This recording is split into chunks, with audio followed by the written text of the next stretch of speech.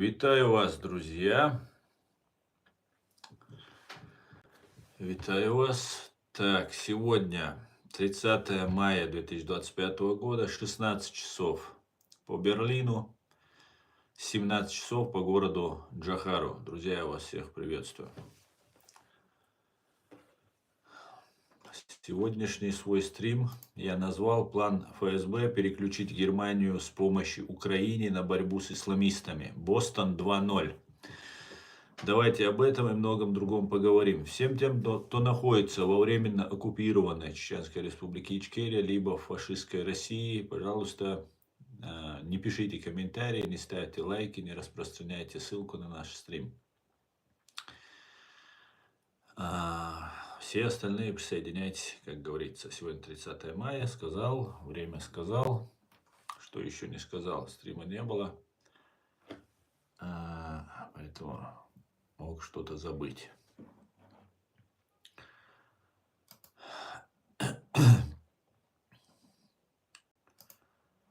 Так.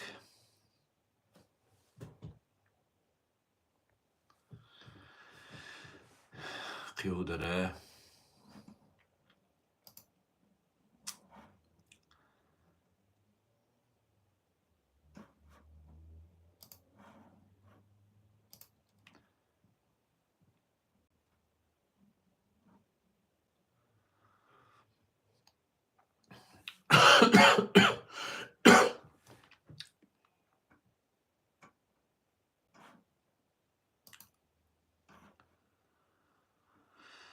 Так.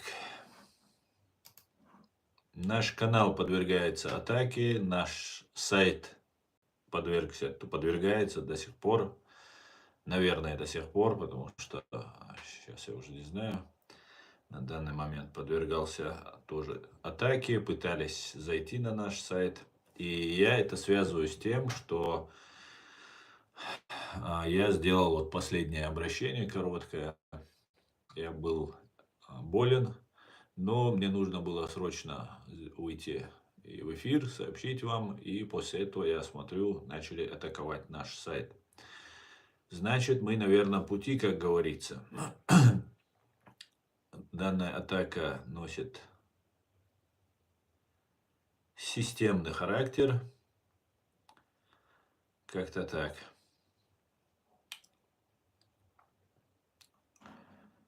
Так, Морган, привет. Мерган.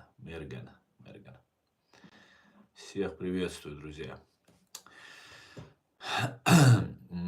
Давайте про план ФСБ переключить Германию с помощью Украине на борьбу с исламистами. Бостон 2.0. Давайте об этом поговорим, друзья.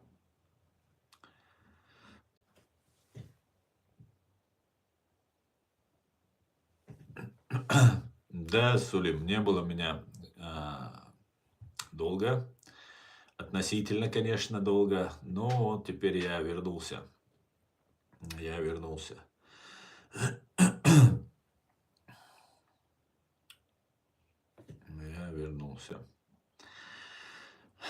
Смотрите, давайте сразу приступим. Нет, я вам должен рассказать о потерях русских оккупантов в Украине. Потому что мы видим очень много, у меня было немножко времени, чтобы понаблюдать за этим со стороны. И я вижу, что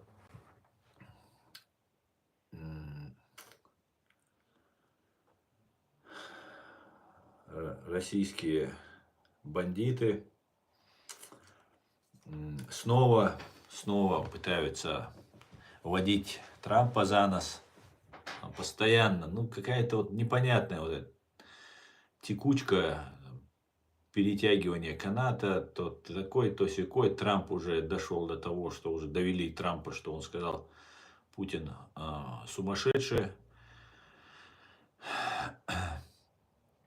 Если бы он смотрел реалити, он бы знал бы это и так. Но нужно было, видимо, самому убедиться ему на этом. Дейлер Саламашал, Гуль. Маш Вовель, Стресс Клейд, United Kingdom. Давайте о потерях. Может, у них совместная игра. Ну, я не думаю, что совместная игра. Вот конечно же, это представляется как совместная игра, и, возможно, какие-то там интересы присутствуют, но в целом нет. Ну, давайте сперва о потерях. И поэтому, знаете, если хотим что-то узнать, то давайте смотреть, что происходит в Украине. Реально сегодня не на словах, на деле сдерживают вот этих террористов, фашистов, украинские войны. И за прошедшие сутки уничтожено 1140 боевиков, 1 танк, 2 боевые бронированные машины, 35 артиллерийских систем, 1 РСЗО, 1 антиаэркрафт система, 71 БПЛА сбит, 74 автомобильной техники и цистерн уничтожено. Алейкум, Абдул-Азиз. Конечно, можно. Для этого мы здесь и собрались. Для этого я и ухожу в эфир, чтобы вы могли задавать вопросы. Так что задавай. Вот. И вот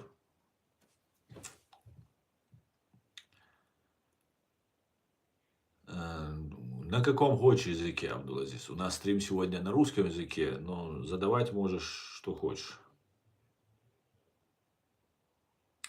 Что скажешь насчет недавнего взрыва российского офицера?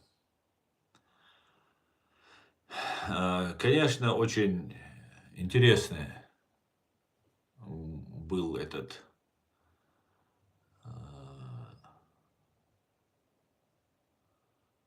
ликвидация. Это была очень интересная. Человеку, как говорят, не знаю, насколько это достоверно, потому что только из открытых источников мы можем получать информацию.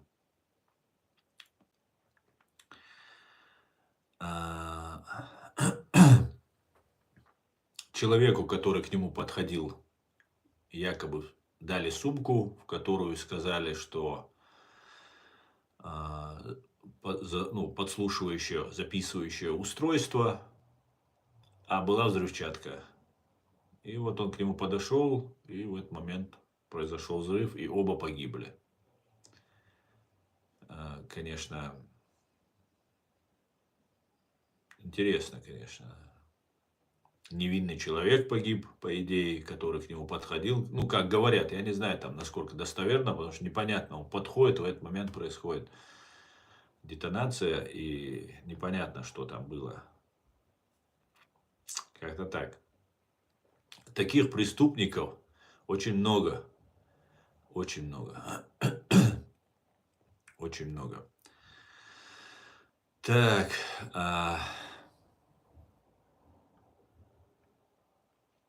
Привет, Леопольд. Привет. Так. Вопрос, на кого они работают? Жду ответа, бро. Они, ну, не в смысле на кого? Кто на кого работает? Абдул-Азиз, ты сказал, по-чеченски задашь. Пишешь на русском. И кто на кого работает? Если ты не пытаешься отвлечь нас от нашего стрима, ну вот, начинается, вверху прочитай, сделай то, сделай все. Короче, ну вот, опять. Азиз, ты забанен скоро. Здравствуйте, Аслан. Как вы думаете, после завершения конфликта в Украине, куда обратится взгляд РФ? Ну, я полагаю, что взгляд РФ уже обращен на Кавказ, как я давно и опасался, на Кавказ, на Чеченскую республику Ичкерия. И там уже готовится сценарий. И мы надеемся, что не получится. Что не получится у них.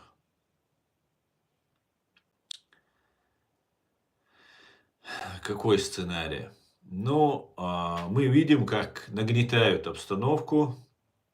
Мы видим, что в Ауховском районе пытаются стравить чеченцев и дагестанцев, аварцев, кумыков, которые живут там, и снесли какую-то мечеть, говорят, старую, и что, ну, как бы это все очень плохо, и так далее, и так далее. На самом деле никто без ведома властей мечеть снести не посмел бы, а кто снес бы, он давно сидел бы, и все что угодно было. Мы все знаем прекрасно, да, нам ничего не нужно доказывать, нам ничего не нужно объяснять. Это может быть здесь на Западе кому-то нужно, где-то может в России кому-то непонятно. Но нам, жителям Кавказа, прекрасно ясно, и мы прекрасно знаем, что люди на Кавказе лишены любых прав, практически всех прав, в том числе и права на жизнь. Поэтому как-то так. В Волжском районе снесли мечеть, которая указывала на историческое присутствие чеченцев в регионе. Да, совершенно верно. Но дело в том, что это не просто мечеть, которая 100 лет, 200 лет этой мечети указывает на то, что мы там жили. Там есть наши кладбища, кроме мечети. Там есть много чего. Там до сих пор живут чеченцы. Хотя мы знаем, что в Казахстане, в Средней Азии, в Сибири, когда нас под видом депортации пытались уничтожить всех, мы около 70, 60, 70% там погибли. Соответственно, когда мы вернулись, вот эти 30-40%, которые вернулись, может быть, несколько процентов осталось там, в Казахстане, и эти люди, ну, просто не вернулись, некуда, некому было возвращаться. И все наши земли и в Дагестане, и в Ставропольском крае, и в других местах, это все наши земли, и и та же Осетия, это все наши земли. Но сейчас говорить об этих землях, ну, это, я не понимаю, зачем об этом говорить. Ну, я понимаю, для чего это делается. Это такой поэтапный подвод к тому, сейчас война в Украине заканчивается. Перемирие будет, я так полагаю. И потом вот этих всех бандитов, орков русские направят на Кавказ, занять их делом, как говорится, любимым убивать людей дальше, ну и грабить, зарабатывать и так далее, чтобы отвлечь внимание от Кремля, чтобы на них, на Лубянку, на Кремль, чтобы не подумали, чтобы они не вздумали идти на Кремль. Поэтому это все готовится, это мы видим, это уже давно было понятно, и сейчас мы видим шаги убийства, на мой взгляд, убийства Сайтиева, который был из Ауховского района, который, видимо, не согласился с этими планами, которые ФСБ готовит. И да, ведется эта работа, мы это все видим. Как-то так, друзья. К сожалению, как-то так. Но мы должны предупредить всех и дагестанцев. Ну, мы можем, конечно, предупреждать, простые люди, которые нас услышат, они, конечно же, никаких провокаций совершать не будут. А агенты и подготовленные для этих провокаций люди, они будут их совершать в любом случае. Но нам нужно понимать, что я давно об этом говорю, уже, может быть, год, два даже, может быть, около этого времени, что они будут на Кавказ перемещаться, планируют. И сейчас поэтапно они идут в этом направлении. И нам нужно постараться избежать эскалации, провокации. Они неизбежно будут, потому что таков процесс, когда они его запускают. Даже если ты понимаешь, что вот процесс идет, да, ты можешь где-то смягчить удар, где-то можешь предупредить, но по большей части вот запускается процесс и идет. Как-то так. Как-то так. Değerli selam Marshall Will. Алейкум салам. Человек Машвуэль. Как-то так. Как-то так.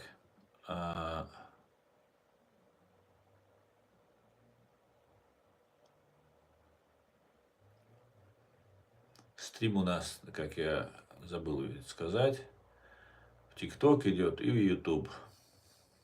Грозит ли Грузии новый 2008 год?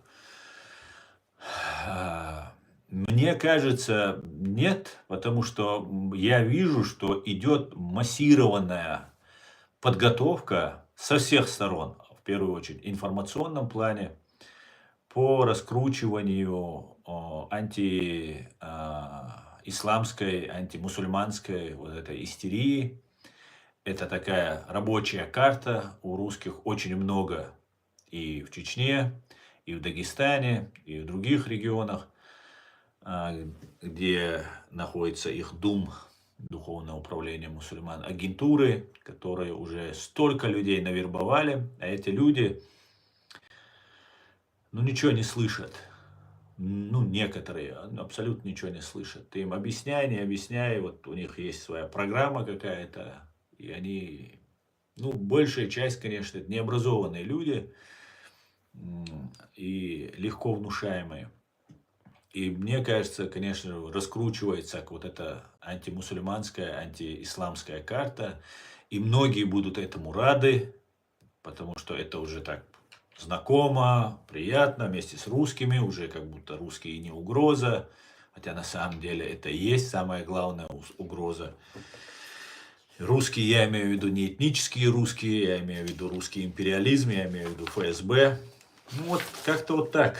Я вижу так это. Посмотрим, что у них из этого получится. Мы будем наблюдать, будем комментировать, будем делать так, чтобы смягчить удар как минимум.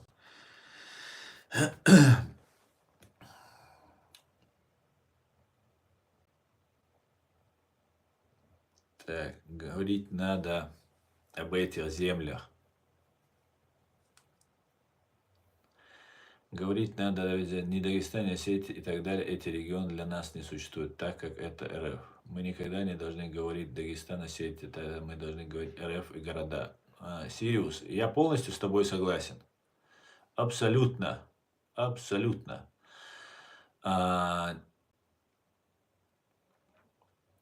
Знаете, когда мы говорим там с дагестанцами, говорим с ингушами, говорим с кем-нибудь, если мы говорим за землю, это похоже на то, когда ты находишься в тюрьме, и ты в этой тюрьме делишь камеру. Вот этот клочок там этой камеры ты делишь между собой. Это моя исконная, это твоя исконная, там, я здесь хочу жить, ты тут хочешь жить. Вот такие вот вещи, просто глупо, когда вся страна, весь народ находится под оккупацией, говорить о каких-то землях, это просто, глупо, абсолютно глупо. Говорить о мечети, да, это варварский вандализм, варварский акт, который был совершен. Но давайте исходить из того, что у нас каждый день и дагестанцы, и чеченцы, и ингуши, и остальные отправляются на войну и гибнут. Почему не говорят об этом? Потому что это властям не нужно, это очень страшно. Когда только-только началась вот эта широкомасштабная война против Украины, и когда начали мобилизовывать людей, дагестанцы вышли, вы помните. В этом смысле дагестанцы больше имеют свобод и прав, хотя мы знаем, что они тоже их не имеют практически. Но по сравнению с чеченцами, которые в оккупации находятся, россияне, дагестанцы имеют больше прав.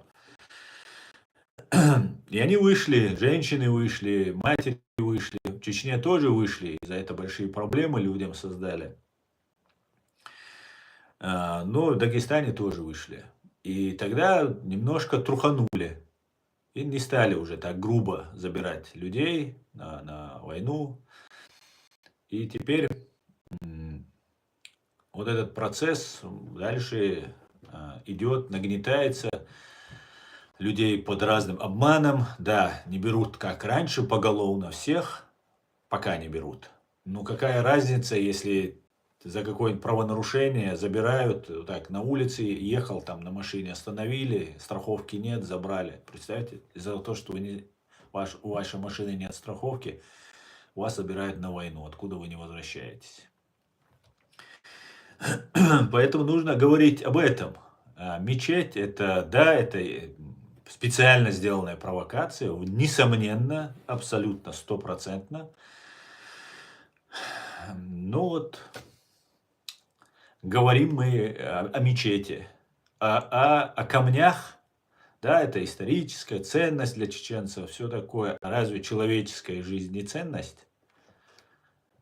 Мне кажется, самая большая ценность — человеческая жизнь. Мечеть можно построить. И сейчас есть интернет, и не обязательно этой мечети там быть, чтобы мы знать, что это она там была, и что это наши земли, например. Сейчас есть интернет, который через 100 лет, через 500 лет это все сохранит. При желании особенно, если мы захотим это сохранить. Поэтому как-то так. Как-то так.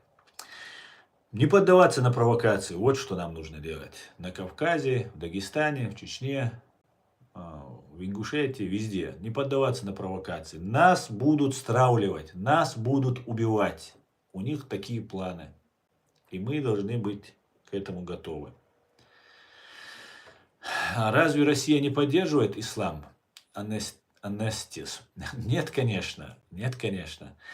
Россия не поддерживает ислам. У России своя религия.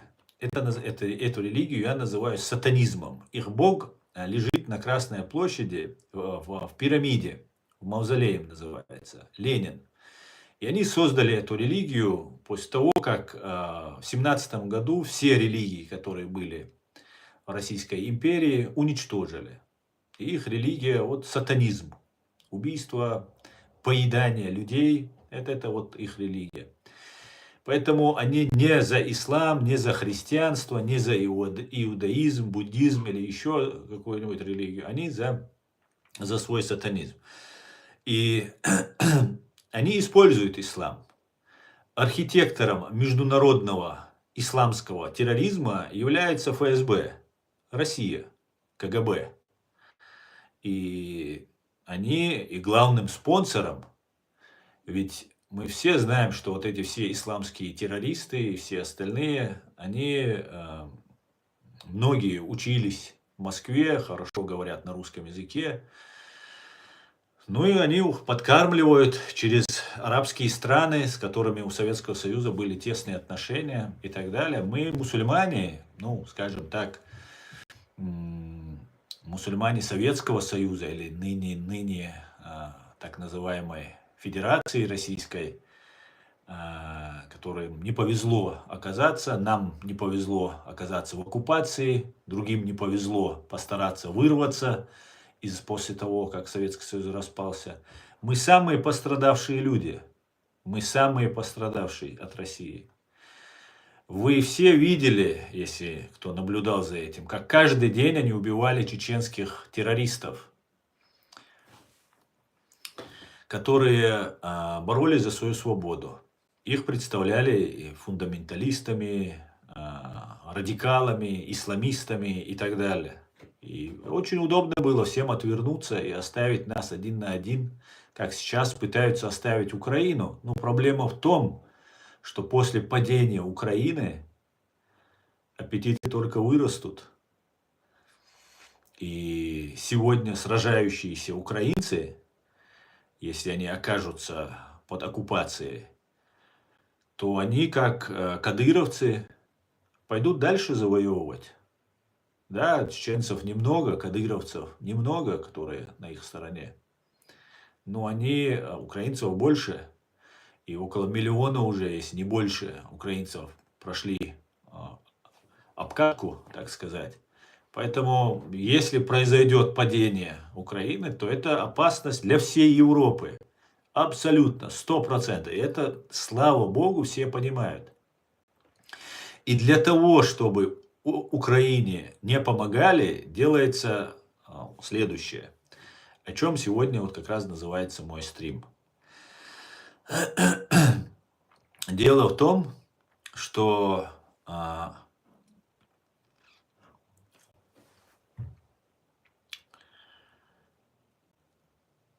Давайте по порядку я вам расскажу. Дело в том, что в 2011 году я был адвокатом в одном уголовном деле.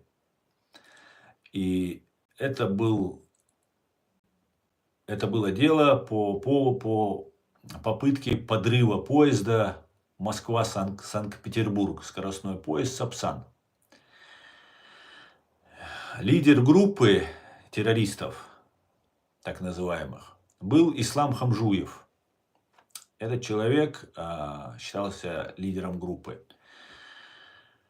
Он был обучен в Дагестане изготавливать бомбы, о чем он сам на суде говорил об этом прямо, что он умеет там супер множество возможностей там изготавливать эти бомбы. Я не знаю, что я говорил.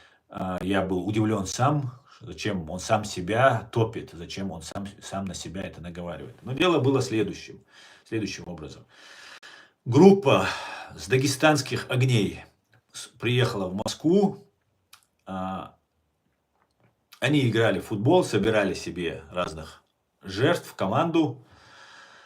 И зачем эта команда была нужна, так и остается для меня вопросом. Но там был один парень, там два чеченца было. Умаев был и Эдельбиев был. Два чеченца были.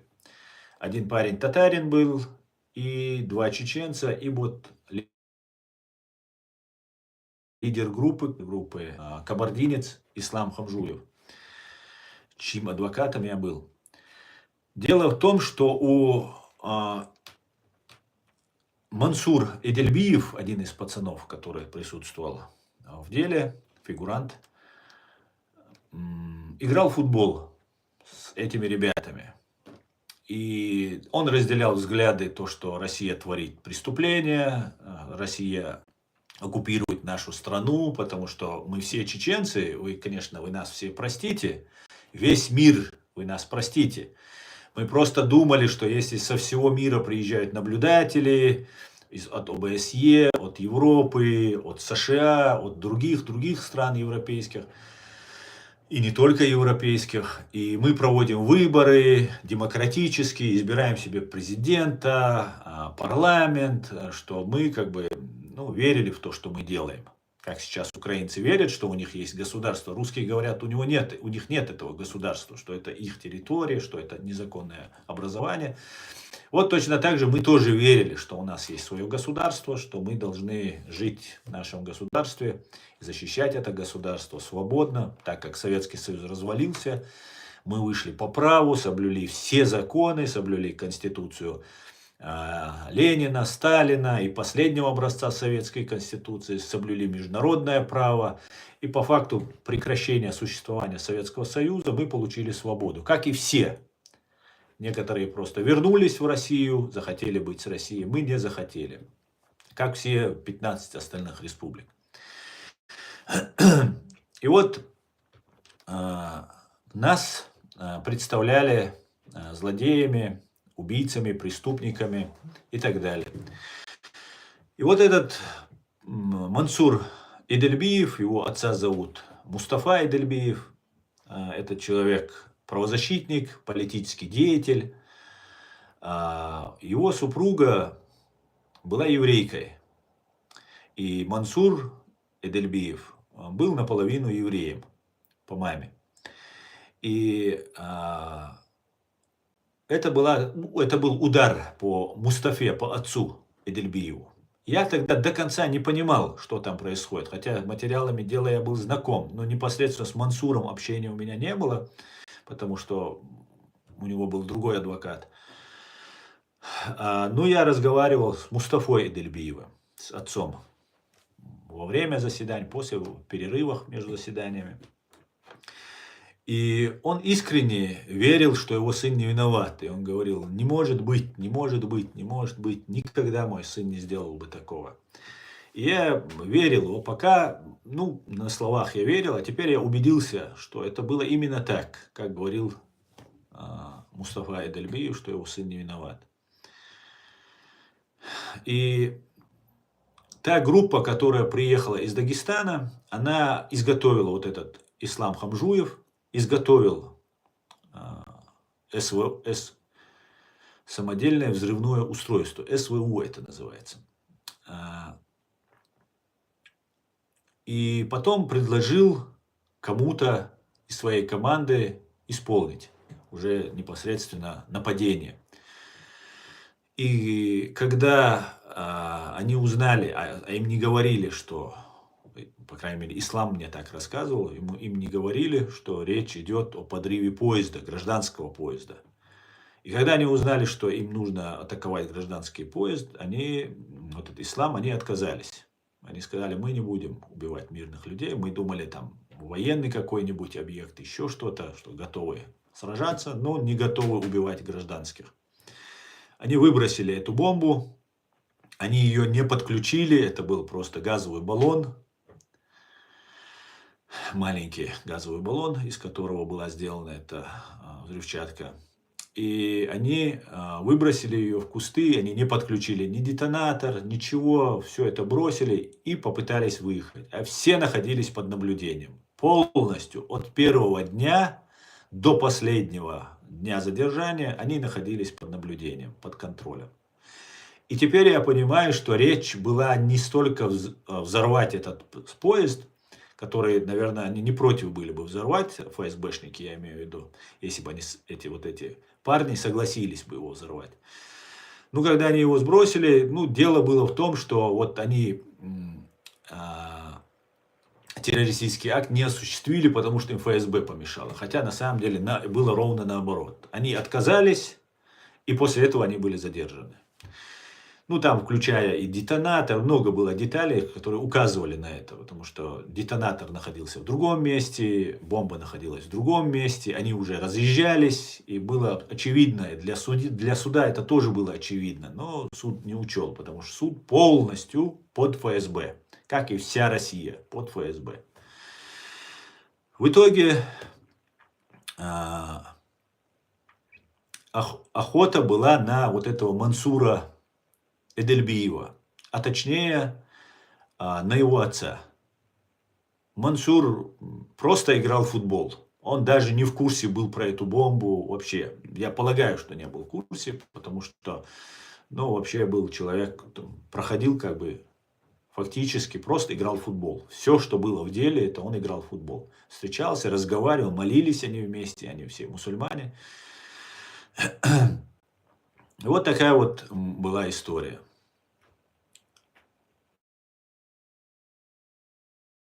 Дело это Патрушев. Тогда был президентом Медведев, исполнял роль президента Медведев. И тогда Патрушев докладывал Медведеву как раз о задержании вот этой группы там, и так далее, и так далее. Я сделал вывод, что в российских реалиях это считается, что за этим стоит Патрушев. На тот момент в Дагестане замначальником УФСБ был Дмитрий Кечкин. Сегодня Дмитрий Кечкин является главарем банды УФСБ Чеченской Республики, временно оккупированной Чеченской Республики Ичкерия. И вот у этого Кечкина, у ФСБ, есть особые методы воздействия. Я сам недавно столкнулся с этим, и поэтому я могу сказать, что это работает. Это называется пазловое программирование, когда вы получаете от разных источников разную информацию, которая приводит к вас к какой-то единой мысли. Вам не говорят прямо сделать что-то, но вас подводят под эту мысль разными другими мыслями. Это работают психологи, изучается человек, полностью составляется портрет человека. И после этого вам вкидывают из разных источников, через ваших родственников, через ваших знакомых. Это может быть связано с интернетом, это может быть связано с разными там видео, сайтом. Например, везде красной линией там проходит и там, и в других местах сайт такой называется Кавказ-центр. который, на мой взгляд, является абсолютно, стопроцентно ФСБшным, под контролем ФСБ. И зомбирует людей. Если вы доверяете какому-то источнику, вот через этот источник на вас воздействует. И вы приходите к какой-то мысли, которую от вас хотят. И вы считаете, что это ваша мысль, вы в этом уверены. Вам никто прямо не сказал, что надо сделать так-то, так-то. Но вас подводили год, два, три к этому вопросу. Там очень большая такая работа ведется, если им это нужно. И это все делается через религию, через ислам, через вот этих пропагандистов, вот этих специмамов, спецмул, спецджамааты, в которой люди, может быть, один человек работает на ФСБ, а остальные просто, извиняюсь, болванчики, которых попали в эти сети. И вот таким вот образом производится пазловое программирование, после чего вы считаете, что это ваша мысль, что вы должны сделать то-то и то-то. В 2011 году, когда был этот суд, в 2012, по-моему, уже был суд, а в 2011 году их задержали, если я не ошибаюсь. И в это же время, в другом конце света, в Америке, находился парень по имени Тамерлан, по фамилии Царнаев.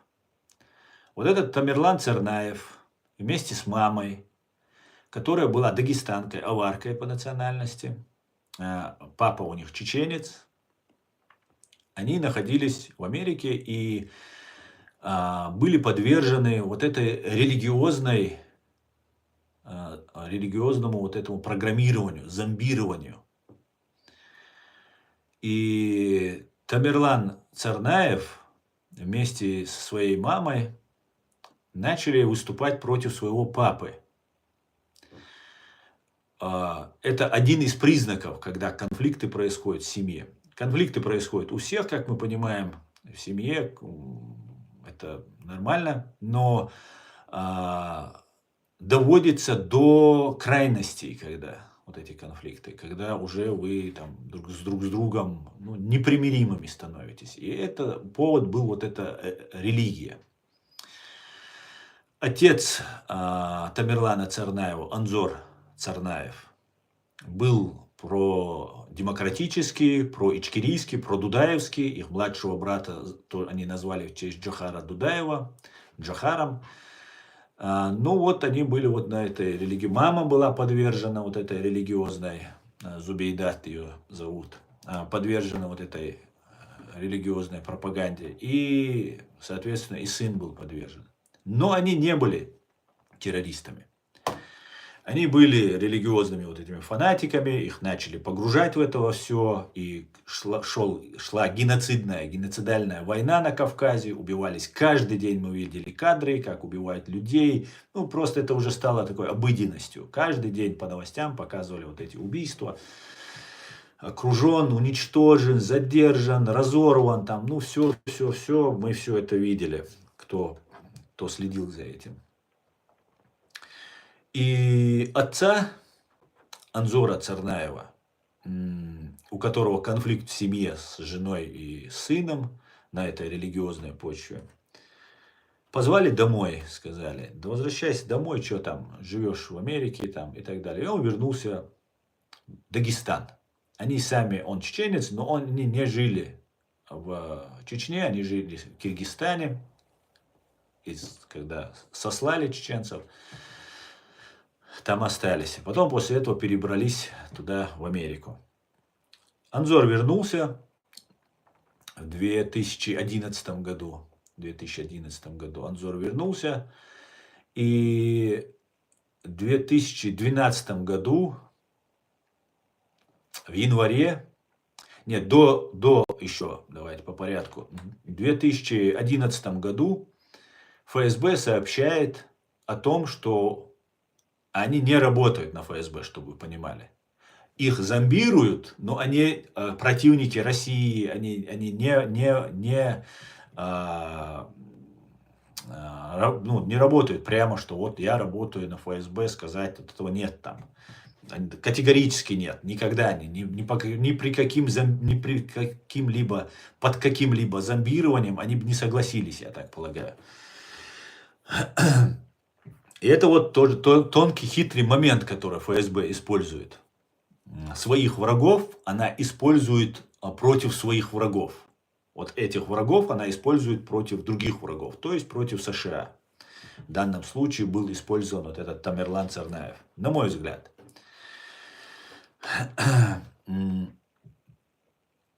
ФСБ сообщила, что мама и сын являются радикалами. И сообщил об этом ФБР. ФБР, не имея на руках никакой другой информации, кроме того, что ФСБ сообщила, что они являются радикалами, допросили Тамерлана Цернаева. Он абсолютно был не радикалом, он был против России, он был за то, чтобы не убивали на Кавказе людей. Как сейчас любого украинца возьмите, он точно так же будет радикален по отношению к России, но не по отношению к Америке, не по отношению там кому-нибудь другому, против России он. Потому что Россия его убивает на сегодняшний день. Вот точно такие же мы все были. И кто остается, тот остается. Конечно, некоторые стали предателями, кто-то забыл, что это было, но в основном это было тогда так. И ФСБ провела проверку, ФБР провела проверку по наводке ФСБ и ничего не обнаружили. И там еще один интересный момент есть. Цернаев, Ц, да, буква С, ТС, например, пишется. Ее можно писать как доллар С, можно как Си писать. И была ошибка самой вот этой фамилии. И они спокойно могли перемещаться. Да, их несли в списки, там специальные списки, что они представляют угрозу. Ну, не то чтобы угрозу представляют, что они радикальные, вот таких взглядов. Не знаю, насколько это демократично и законно, но там, по-моему, 20 тысяч, по-моему, человек, американцев, у американцев в этом списке есть. Просто люди, которые потенциально могут быть опасны, так как от ФСБ они получили информацию. Отец уехал на Кавказ, Анзор Цернаев, Тамерлан Цернаев, сын, в январе 2012 года якобы менять российский паспорт, поехал тоже в Дагестан и находился 6 месяцев в Дагестане. 2012 год, самое такое время, когда каждый божий, во-первых, практически все подполье, это так называемое исламское, исламистское, там, имаратское, вот это все подполье в Дагестане, находится под тотальным контролем ФСБ. Спецджамааты, специмамы, спецмуллы, это все просто открыто действует. Это все, ну, практически, сейчас это понятно, наверное, всем, ну, тогда казалось, что идет какая-то борьба там и так далее. Это был большой такой обман. Да, были люди, которые реально верили в то, что они делали, а они как раз и пускались под нож. Бывал один человек, например, два человека, как, например, тот же Тамерлан Цернаев, который думал, что он там среди своих братьев там против России там и так далее. А реально он находился среди агентов КГБ, я полагаю. КГБ, ГРУ там и так далее. Короче говоря, у него было два друга. Один был русский с Канады, принявший ислам, вернулся в Дагестан тоже, присоединился к подполью, вот этот русский парень. Был еще один местный там, по-моему, парень. И вот его в мае убивают. Одного вот этого 18-летнего дагестанца, друга этого Тамерлана Цернаева, убивают. И Тамерлан очень, я полагаю, взвинчен, да, погиб друг, он находится там, все такое. И очень интересное наблюдение я заметил, расследуя это дело, изучая, анализируя это дело. В мае убивают его друга, и на Кавказ-центре выходит статья 16 лет с момента гибели Джохара Дудаева. Как мы знаем, у Анзора, у Тамерлана Царнаева, младшего брата, зовут Джохар Царнаев. В честь Джохара Дудаева. Ясно, что для этого человека имя Джохар Дудаев не пустой звук, и для него это будет очень важно. 16 лет, с 96 года, да, нам вбрасывалась информация, что американцы причастны к убийству Джохара Дудаева, что абсолютная, стопроцентная ложь. На мой взгляд, я это в своей одной из статей доказал, на мой взгляд, убедительно, из открытых источников. Я думаю, кто захочет, может ознакомиться и еще что-то найти и добавить к тому, что я там говорю. Ну вот, в 2012 году, когда Тамерлан Царнаев находится в Дагестане, в мае убивают его друга, который очень сочувствует, как рассказывали потом, вот этот погибший друг сочувствовал там всем мусульманам на земле там, и так далее. Такой джихадисты, мировой джихад им программа закладывается. И в апреле, 21 апреля 2012 года выходит статья на Кавказ-центре, через 16 лет после гибели Джохара Дудаева, что американцы причастны. И фотография, коллаж, фейк, где голова Джохара Дудаева немного больше, чем туловище, непропорционально больше, чем туловище. Видно, что это фейк. И он смотрит в камеру. Вот так вверх Джохар разговаривает по телефону. Якобы Джохар разговаривает и смотрит в камеру. Я установил, что тогда такого разрешения камер не было у русских. И такие камеры только после 2000 года появились только у американцев на этих, на такого разрешения камеры. У русских их до сих пор нет, как мы понимаем. Только если они закупят. Но в 96 году их не было вообще такого разрешения камер. Понимаете? Более того, ракета, которая летит, запущена с самолета, она имеет сверхзвуковую скорость. Ее не слышно при подлете. Джохар не мог просто видеть и смотреть на эту ракету. Просто физически он не успел бы увидеть ее просто-напросто. И вот выходит эта статья, где ложно, фейково, бездоказательно обвиняют Америку в том, что она помогла убить Джохара Дудаева. Только что у человека погиб друг. Я полагаю, его начали обрабатывать в этом направлении. Ему начали объяснять, что американцы виноваты, мы должны отомстить. Если сделать что-то в Америке, это будет более резонансно, это все услышат, все увидят, и так далее, и так далее, и так далее. В итоге, в июле, за несколько дней до его отъезда Тамерлана из Дагестана, из России, погибает его второй друг, вот этот русский парень. И через несколько дней, видимо, его вот эта вся агентура, которая его ведет, она его вывозит. И он отправляется спокойно в Америку. ФСБ, которая сообщала ФБР, что Тамерлан и его мама представляют угрозу, не задерживает его все это время в Дагестане. Дает ему спокойно уехать. Он ходит в мечеть. Об этом потом американские исследователи приезжали в Дагестан, проводили целые расследования. Тогда мэром Махачкалы был Саид Амиров, известный бандит, агент российских спецслужб, которого сразу после того, как американцы напали на дагестанский след, сняли с должности. Непотопляемый Саид Амиров, который 16 покушений пережил, находился в инвалидной коляске. Вот этот человек снимается по какой-то причине странной. И его сразу же осуждают, и он оказывается в тюрьме на пожизненный срок. До этого вот он сколько, 16 покушений было, столько тысячи людей, говорят сами дагестанцы, на его совести убитыми. И этот человек, его не снимали, а тут резко сняли.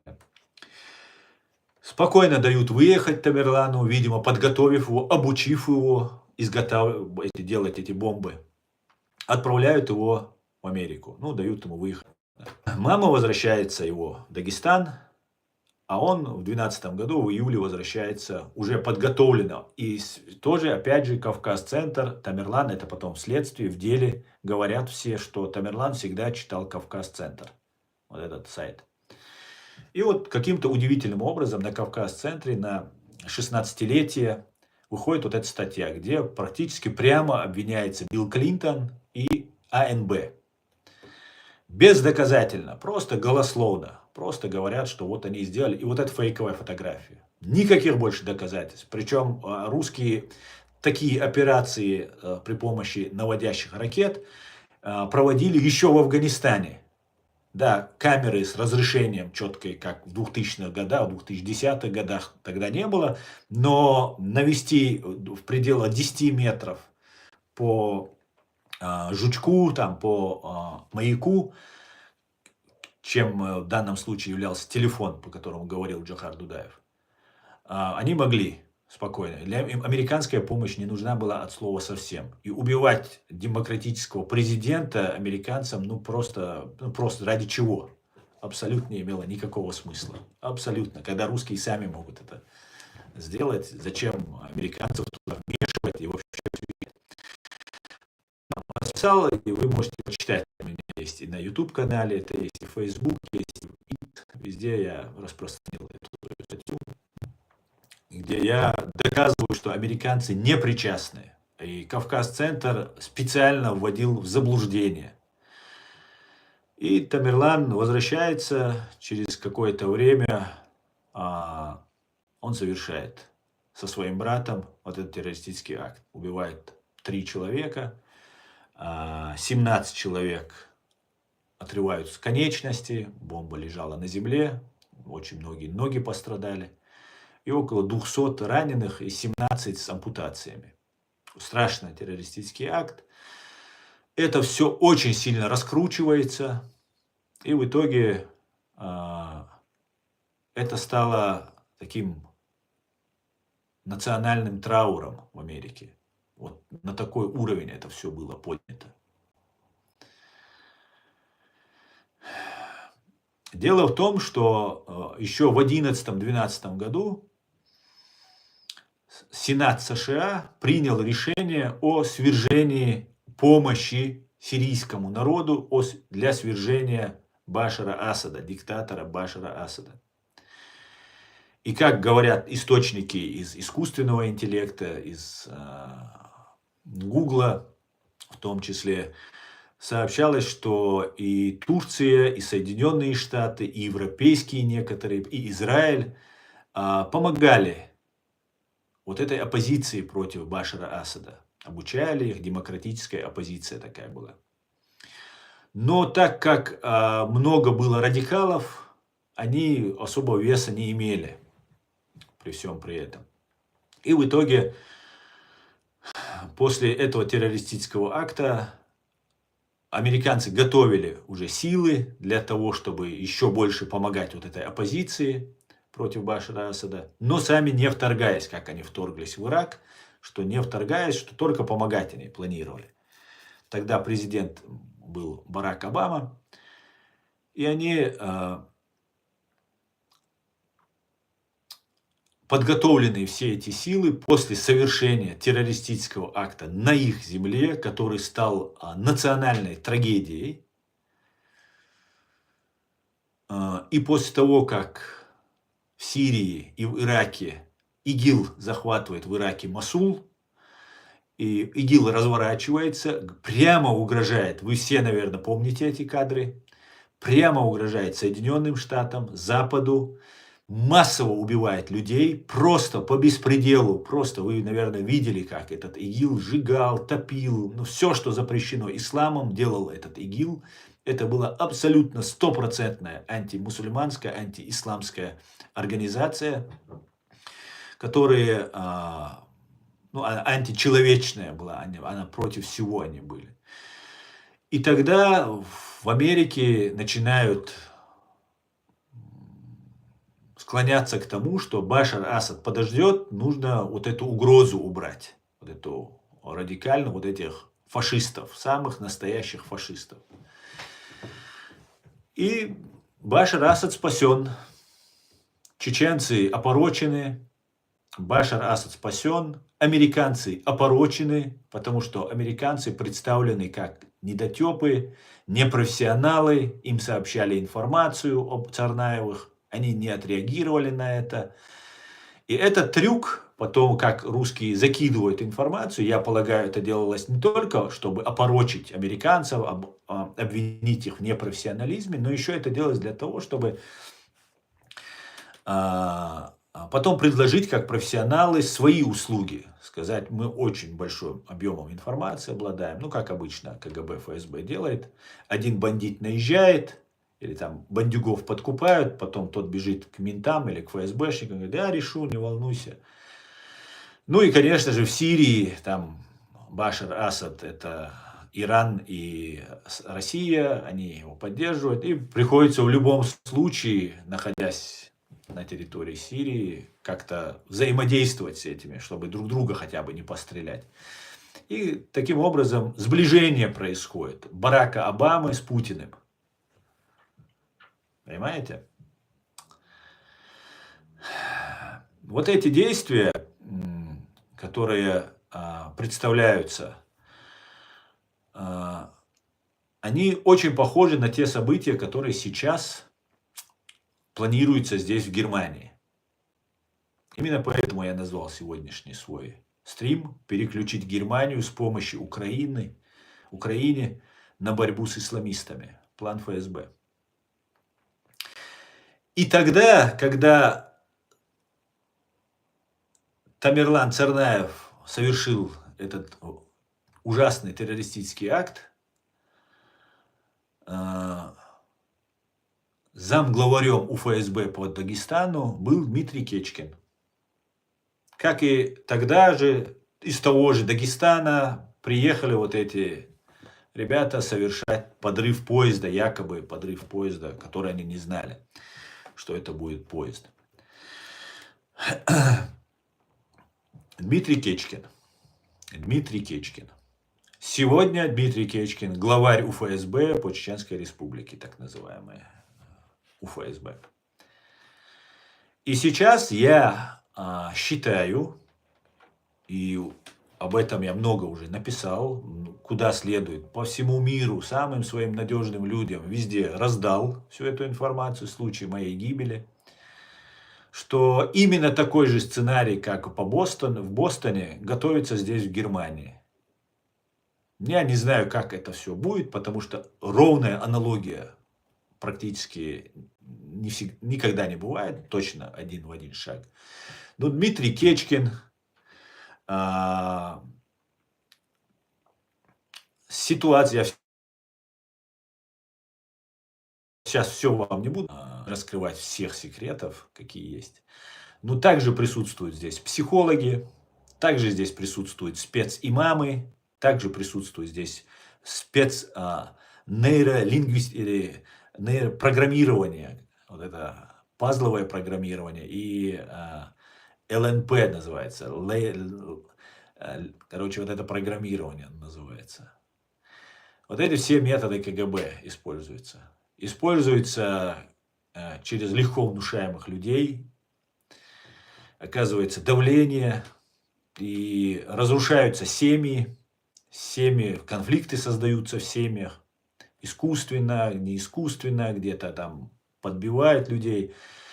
И когда люди оказываются эмоциональном подавленном, в тяжелом положении эмоциональном, да, там развод это может быть там с женой, там мужа, жены, там еще какие-нибудь события, как это было в семье Царнаевых, где они тоже, у них конфликты были. Они начали между собой конфликтовать, и в этот момент уже легко управлять человеком, легко на него воздействовать. И вот эта вся ситуация очень напоминает те события, которые сейчас происходят в Германии. Германия начала активно помогать Украине, и я бы хотел, если меня украинцы смотрят или украинские спецслужбы смотрят, очень серьезно отнестись к тому, что я говорю, и своим немецким коллегам, вы в этом самые заинтересованные лица, потому что это делается против вас, против Украины, да, это делается и против чеченцев, это делается и против меня лично, потому что я полагаю, что я тоже по их сценарию один из фигурантов, не знаю, кем они меня планируют. Меня, моих детей, окружение моих, там, кого-нибудь из нашей правозащитной организации, из каких родственников, использовать в качестве Мансура Эдельбиева, который играл в футбол, либо еще по какой-то как-то они планируют. Всех деталей я знать не могу. Я могу только провести аналогию, как адвокат бывший, как человек, который плотно занимался этим вопросом, изучал вопрос, и человек, который знает, как они работают. Ну, относительно, конечно, не могу особо похвастаться, что я очень хорошо знаю их методы, но такая вот ситуация нагнетается, намечается. И после этого будет массированное информационное такое воздействие, где это станет национальной трагедией. Я полагаю, что уже какой теракт это будет уже подготовлено в головах у Дмитрия Кечкина, у Патрушева или у кого-то там еще. Уже все планы уже имеются, какой теракт, где это будет, может быть даже там, ну не знаю, не будем сейчас ничего говорить, потому что очень все серьезно. Поэтому я был болен, и мне очень неохота было говорить, выступать, потому что у меня были проблемы. И, я вынужден был быстренько сделать это объявление, чтобы предупредить всех, как только я установил определенную истину. И я полагаю, что вот в этом русле будет... Сейчас, может быть, они что-то поменяют в своих планах, потому что я их рассекретил. Но, возможно, процесс запущен, и он может действовать уже автономно, где-то менять свои планы, но по большей части это будет вот в этом направлении, на мой взгляд, в этом направлении будет действовать. Как-то так, друзья. У меня написанный текст есть, много текстов я написал, много с фактами, с ссылками, все как положено. Просто я все озвучивать не могу и не буду. И просто вот информация для вас, для Украины. И если вы сейчас, украинцы, потеряете поддержку Германии, это будет колоссальный удар для Украины. Это то, что нужно России. Чтобы немцы, которые сейчас полно понимают, абсолютно понимают, что если Украина падет, следующее будет и страны Балтии будут. Если же Украина падет, то это будет далеко идущие такие последствия у всего этого. Если сейчас будет перемирие, война остановится, это не значит, что Украина не падет. Наоборот, сейчас война остановится, возможно, в течение месяцев, недель. Затем на Кавказе развернется война, опять появятся вот эти радикалы, опять мы будем видеть, как Кавказ-центр нам рассказывает, как они джихад делают там и все остальное. И после этого массированные акции могут произойти против Германии.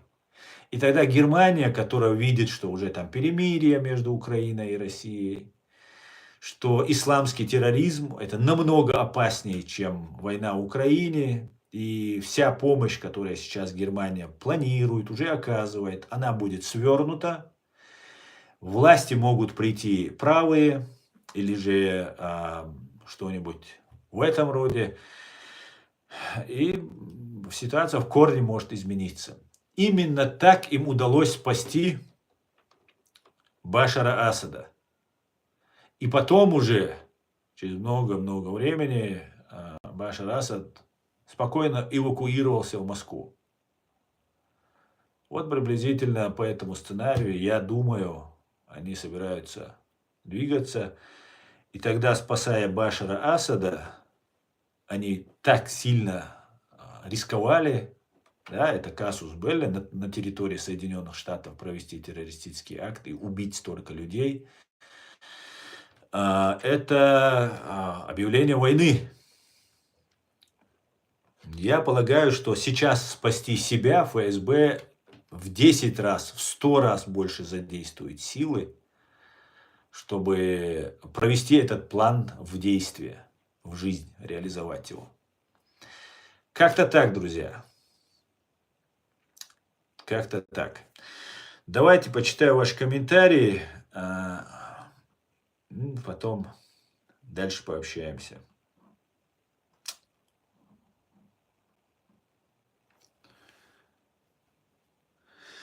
Спецслужбы Германии, надеюсь, тоже догадываются, как ты. Надеюсь.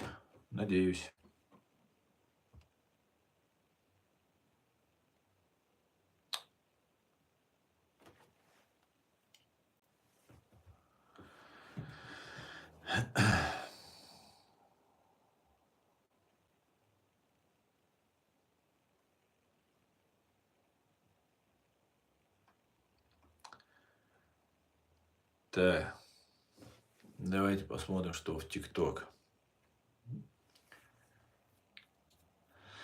А между Грузией и Ичкерией есть территориальные вопросы?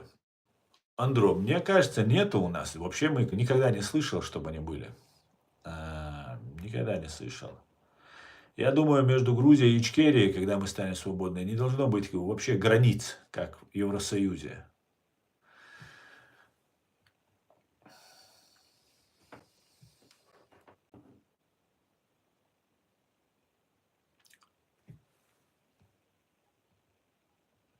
Так.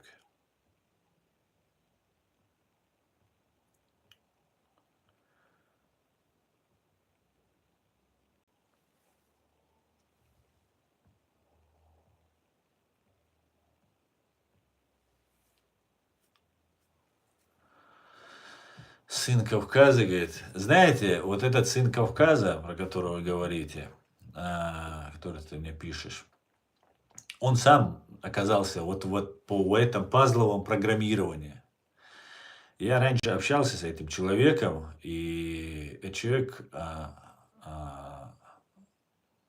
пытался заигрывать с этими ФСБ, с этими МСБ, там, видимо, какой-то компромат на него имеется у них.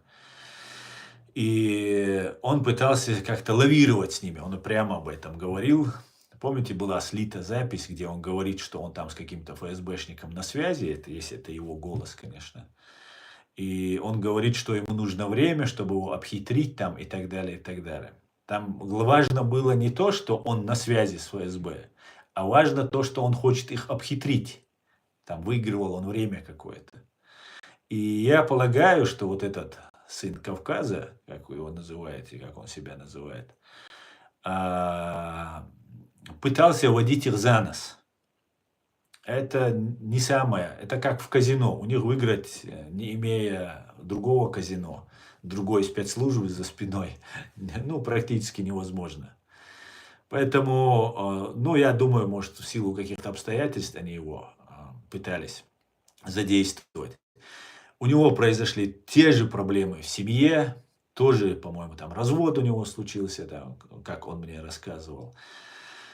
Проблема с дочерью у него там была, потом, ну, наверное, видели, что его обвиняют в каких-то грязных вещах. Абсолютно я не верю в это. Сейчас я понимаю, что он жертва на самом деле, и меня провоцировали, а я был на него зол за то, что он представлялся мне ичкерийцем, там, борцом за Ичкерию, там, туда-сюда. Я не люблю, когда люди предают. И теперь я понимаю, что он жертва такой же. Он жертва. И он пытался, не имея никаких ресурсов за спиной, пытался с ними как-то играться. Я бы ему посоветовал бы пойти в Бельгии, по-моему, да, он живет, пойти и чистосердечно рассказать все, что он знает, и закрыть вот это все свои игры, что его сейчас кадыровцы прикроют, дети помогут. Они создают проблемы, потом помогают решить эти проблемы, там детей забрать, там адвоката нанять, там денег дать, третье, десятое. И вот они втягивают человека. И в конце концов он уже опускает руки, и он уже как бы безвольный и готов на все, что они скажут. Вот они его доводят до этой ручки. Там флаг сжечь, какое-то что-то там привлечь внимание. И вот идет игра вокруг этого человека. Не могу сказать, что у меня к нему появилось уважение, так как человек ведет себя. Но я могу сказать, что этот человек находится под очень жестким воздействием. Под очень жестким прессом этот человек находится. Вот что я хочу сказать по этому поводу. И его задействовать хотят, его хотят на что-то использовать, и хотят довести его до психически неуравновешенного состояния, чтобы он уже готов был умереть просто уйти из этой жизни, потому что проблемы просто нерешаемые. Вот так это они умеют, это КГБ делать. Его доводят до этого состояния. Единственный его выход – пойти в спецслужбу Бельгии, полностью все рассказать, полностью пропасть со всех радаров. Ну, у него дома родственники, видимо, им это убьют, это убьют. Ну, это как обычно это у них есть. Это их методы. Ну, в таком случае он просто погубит себя и свою семью, своих детей, которых у него много, кажется, здесь, в Европе. И они останутся просто без него. Без него. Как-то так. Ну, если он все расскажет бельгийским спецслужбам, я думаю, это единственный правильный выход, который у него есть. И все, что сейчас вокруг него делается, я многого не знал на самом деле. Я открывал для себя как новую страницу, новые книги, многие вещи. И вот то, что я вам рассказываю, это тоже плоды трудов не только меня, некоторых других людей, которые очень хорошо в этом разбираются. И вот мы приходим к какому-то пониманию ситуации. Как-то так.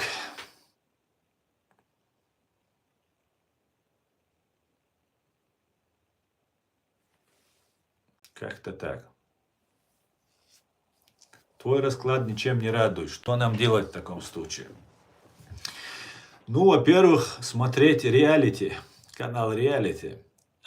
Что делать?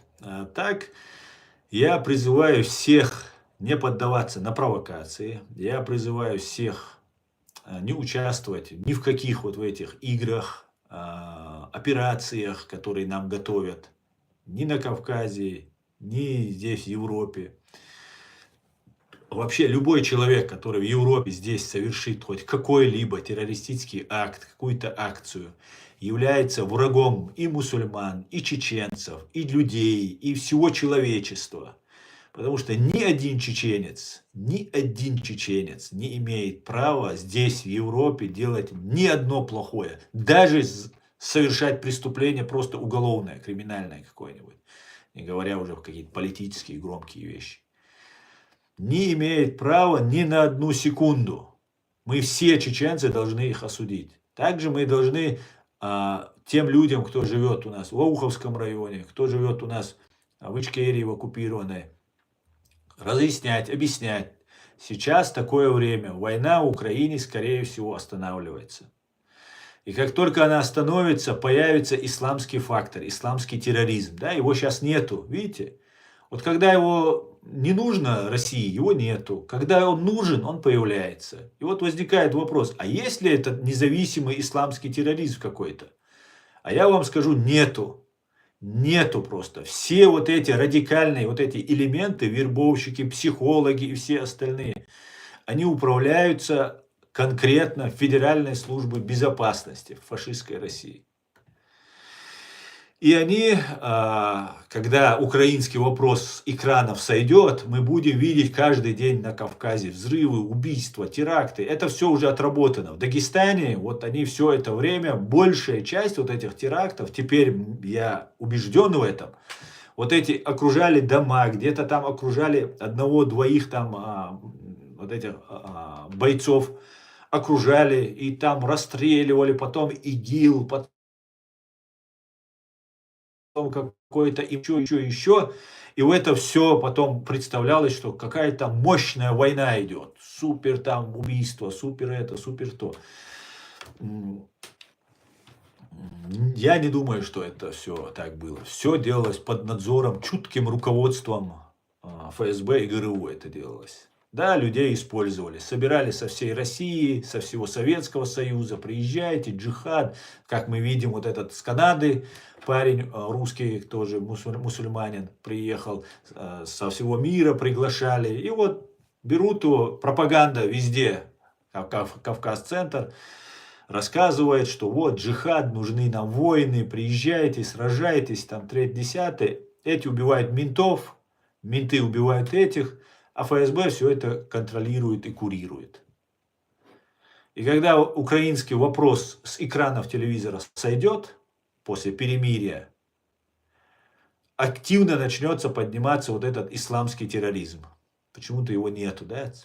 Но сейчас уже готовится это все, готовится. И я бы не хотел бы, чтобы нормальные люди, которые искренне хотят помочь своему народу, которые болеют там за Украину, в Украине кто находится, в других местах находятся. И эти люди, которые искренне болеют за Кавказ, за свободу, за независимость, да, может у них там религиозная эта тема, которая абсолютно не жизнеспособна как в государственном смысле. Религия – это внутреннее дело каждого. Не лезьте с этим в государственное управление, в государственные дела. Вы уничтожаете просто все, что у нас есть этим. Вы являетесь проводниками этой кремлевской линии. И когда это все начнет раскручиваться, мы буквально через 3-4 месяца, через полгода будем слышать по телевизору только про исламские террористы, исламский терроризм там, и так далее, и так далее. И может быть все будет очень-очень плохо. Поэтому что нам делать? Беречь себя, быть информированными, беречь своих детей, смотреть в их телефоны, объяснять им, что мы, например, меня представляют врагом, мусульман представляют. Представьте себе. Я каждый раз доказываю там, хотя зачем я это делаю. И я заступаюсь за всех людей. Мне без разницы, какая у них религия или национальность. Если человек пострадал, я буду за него заступаться. Вот такая вот у меня профессия, такое призвание у меня, правозащитник, защищать права людей, вне зависимости от их расы, пола, национальности или вероисповедания. Вот боюсь, что уже все готовится. Например, в Германии огромное количество концентрации вот этой российской агентуры. Но, знаете, почему-то с ними не ведется работа. Почему-то вот эти все, которые сюда съезжают, накапливаются здесь, их почему-то не вышвыривают отсюда. Ну ладно, доказать нечего, пока нечего, да, потому что они сами, многие, не знают. Этот сценарий, который я вам сейчас говорю, это сценарий, к которому мы пришли. Это не значит, что все об этом знают. Вот сейчас вы об этом знаете. И удивительно, конечно. Беспечность удивительна. Удивительно то, что... Ну, конечно, кое-кто слышит, кто нужно, понимает ситуацию, но мне кажется, нужно еще больше реагировать на это. Ну, посмотрим. Вооружен, предупрежден, как говорится. Предупрежден, вооружен, как говорится. Как-то так. Как-то так. Поэтому мы должны своих детей контролировать. Мы должны очень-очень внимательно относиться, чтобы они даже вот с кем они на секцию ходят. Мы не можем все проконтролировать. На футбол, на бокс, на борьбу, куда они ходят, с кем общаются, есть ли там мусульмане. Не обязательно даже мусульмане. Очень часто люди, которые являются профессиональными психологами, вербовщиками, бывают не мусульманами, то есть не этническими мусульманами. Там, это может быть армянин, якобы принявший ислам. Это было с Царнаевым, например. Был грузин под видом абхаза в деле, в котором я был адвокатом вот, по поводу вот этого дела поезда Сапсан. И очень часто вот эти люди, ты как бы видишь, кто у тебя друг там, ну там армянин какой-нибудь, другой там грузин или там кто-то другой национальности. Ну, ничего радикального не ждешь ты от грузина, от армянина, ну, а под видом ислама, под видом мусульманства они вот делают вот, делали в двух случаях, по крайней мере, точно. Ну, есть еще случаи, которые я пока не буду приводить. Вот такие вот дела, друзья. Давайте еще я ваши комментарии немножко почитаю. Я вам еще хотел кое-что рассказать, но я уже не успею. Мне нужно сейчас уже бежать. Поэтому я вам сегодня расскажу. Завтра мы с Аядом будем проводить стрим. И там с ним пообщаемся. И, может быть, я вам еще в субботу, воскресенье что-нибудь интересное расскажу.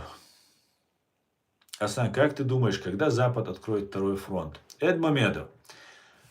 Шалом алейкум, дорогой друг, дорогой брат. Я не знаю, когда откроет. Я очень надеюсь, что откроет это. Я очень надеюсь. И те планы, которые сейчас у ФСБ, на мой взгляд, есть, я их озвучил, что они не осуществятся. Что они не осуществятся. Но я полагаю, что как только наступит перемирие, европейские западные войска войдут в Украину и остановится вот на линии разграничения война, и все замрет. Все, Запад отбил часть Украины, часть, то, что потеряли, оставится пока там. Не пока, я думаю, это уже будет на длительное время, может быть, если все пойдет по плану ФСБ. И я не знаю это. Я не знаю, я не думаю, что... Я не вижу, скажем так, я рассчитывал, надеялся, но я не вижу, что будет какой-то второй фронт. Будет фронт вот этих миротворцев, которые войдут в Украину. И вот эту часть Украины они просто спасут, которая не оказалась под оккупацией. Все остальное останется за Россией, и она начнет свой вот этот исламский терроризм, архитектором которого она является. Со времен КГБ СССР, со времен еще бытность, когда они готовили палестинских террористов, которые, как мы все помним, были марксистами, коммунистами, а потом резко стали, как только Советский Союз перестал быть марксистским и коммунистическим, резко стали исламскими почему-то. Я полагаю, что после опыта войны против Афганистана, против талибов, у русских появились свои специмамы, спецмуллы, которых они переделали вот этих марксистов-палестинцев в исламистов-палестинцев. Просто название поменяли. А методы, дело, все для интересов России, в интересах КГБ, все так же продолжается, на мой взгляд.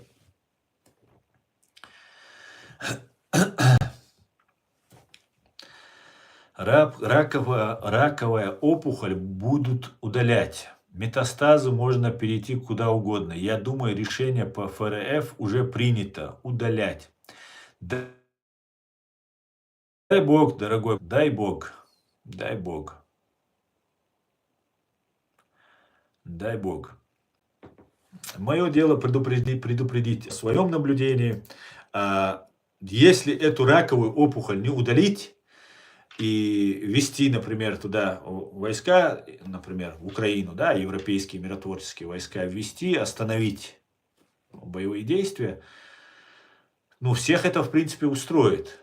И когда уже в Германии накоплены силы, как когда-то в Америке у вас там они были накоплены, для того, чтобы там помогать там оппозиции в Сирии, там, в Ираке там, и так далее, и так далее. Вот эта вся сила, которая накоплена, потом была направлена против исламистов. Я полагаю, те силы, которые накапливает Германия, потом будут направлены тоже против исламистов, которые здесь проведут теракты, не дай бог. И это можно за несколько месяцев накрутить до такой степени, мы все это видели, как это накручивается. Я неоднократно это наблюдал. Сегодня нету этой темы, потом она раз появляется, и через несколько месяцев, как будто это было всю жизнь. Как будто это было всю жизнь. И это будет накручиваться. И одним из факторов это будет антисемитизм. Это будет антисемитизм, я полагаю.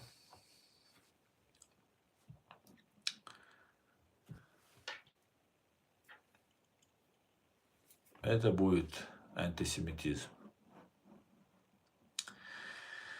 Посмотрим. Не дай бог, конечно, не дай бог.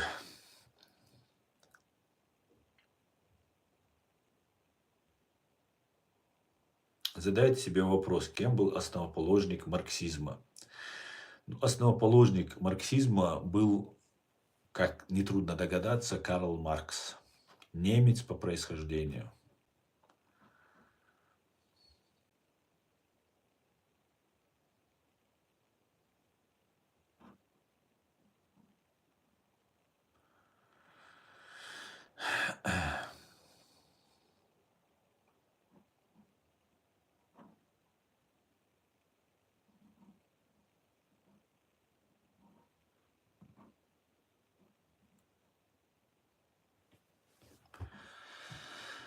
Друзья, я думаю, на этом я свой стрим закончу. Спасибо, что смотрите, поддерживаете. Думайте, друзья, готовьтесь. Знаете, вот то, что они готовят против нас, да, большая сила готовится. И это будет происходить как будто естественно, быстро, скажем так, на скорости должно это, я полагаю, произойти. Я думаю, что в этом они не сильны. Это из-за своей слабости. Их армия ничего не может, их страна разваливается. И тоже потому, что они проигрывают, они прибегают к этим методам. К рискованным для себя даже этим методом они прибегают. Потому что провести какой-нибудь массированный террористический акт или несколько террористических актов на территории США или Германии или еще где-нибудь, но это очень опасно, да, это казус белли, объявление войны фактически. Но если они на это идут, значит у них все очень плохо. Ну, будем смотреть, будьте к этому готовы, друзья, и не дайте себя втянуть ни в какие вот эти разные вещи. Как-то так. Да, Буря, послушай, сегодня был очень интересный, я думаю, стрим, очень познавательный и очень информативный стрим. Если у вас будут вопросы по тому, что я сегодня рассказывал, пишите в комментариях, я постараюсь на них ответить. Ну, если вы не находитесь в фашистской России, либо во временно оккупированной Чеченской Республике Ичкерия. Всего самого хорошего. Адикюэль Машуэль.